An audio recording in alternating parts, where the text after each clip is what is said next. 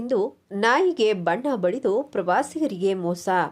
ಹೌದು, ಚೀನಾದ ಶಾನ್ವೆ ಮೃಗಾಲಯಕ್ಕೆ 2 ಪಾಂಡಾಗಳನ್ನು ತರಲಾಗಿದೆ ಎಂದು ಮೃಗಾಲಯದ ಅಧಿಕಾರಿಗಳು ಭಾರೀ ಪ್ರಚಾರ ಮಾಡಿ ಹೆಚ್ಚಿನ ಸಂಖ್ಯೆಯಲ್ಲಿ ಪ್ರವಾಸಿಗರನ್ನ ಸೆಳೆಯುವಂತೆ ಮಾಡಿದ್ದಾರೆ. ಅದರಂತೆ ಹೆಚ್ಚಿನ ಸಂಖ್ಯೆಯಲ್ಲಿ ಪ್ರವಾಸಿಗರು ಬಂದಿದ್ದಾರೆ. ತಮ್ಮ ಮೊಬೈಲ್ನಲ್ಲಿ ಪಾಂಡಾದ ಫೋಟೋವನ್ನ ಕ್ಲಿಕ್ಕಿಸಿದ್ದಾರೆ.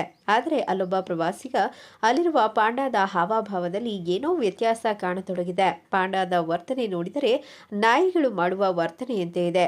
ಇದರಿಂದ ಅನುಮಾನಗೊಂಡ ಪ್ರವಾಸಿಗ ಇತರರಲ್ಲೂ ವಿಷಯ ಪ್ರಸ್ತಾಪಿಸಿದ್ದಾನೆ. ಕೂಲಂಕುಷವಾಗಿ ಪರಿಶೀಲನೆ ನಡೆಸಿದಾಗ ಪಾಂಡಾಗಳು ನಾಯಿಯಂತೆ ಬೌ ಬೌ ಎಂದು ಸದ್ದು ಮಾಡಿದೆ. ಇದಾದ ಬಳಿಕ ಪಾಂಡಾ ಅಲ್ಲ, ಬದಲಿಗೆ ನಾಯಿಗೆ ಬಣ್ಣ ಬಳಿದು ಪಾಂಡಾ ಎಂದು ಮೃಗಾಲಯದ ಅಧಿಕಾರಿಗಳು ಮೋಸ ಮಾಡಿರುವ ಸತ್ಯಾಂಶ ಹೊರಬಿದ್ದಿದೆ. ನೀವಿನ್ನೂ ನಮ್ಮ BNN ಚಾನೆಲ್ ಸಬ್ಸ್ಕ್ರೈಬ್ ಮಾಡಿಲ್ಲ ಅಂದರೆ ಸಬ್ಸ್ಕ್ರೈಬ್ ಮಾಡಿ, ಲೈಕ್ ಮಾಡಿ, ಶೇರ್ ಮಾಡೋದನ್ನು ಮರಿಬೇಡಿ.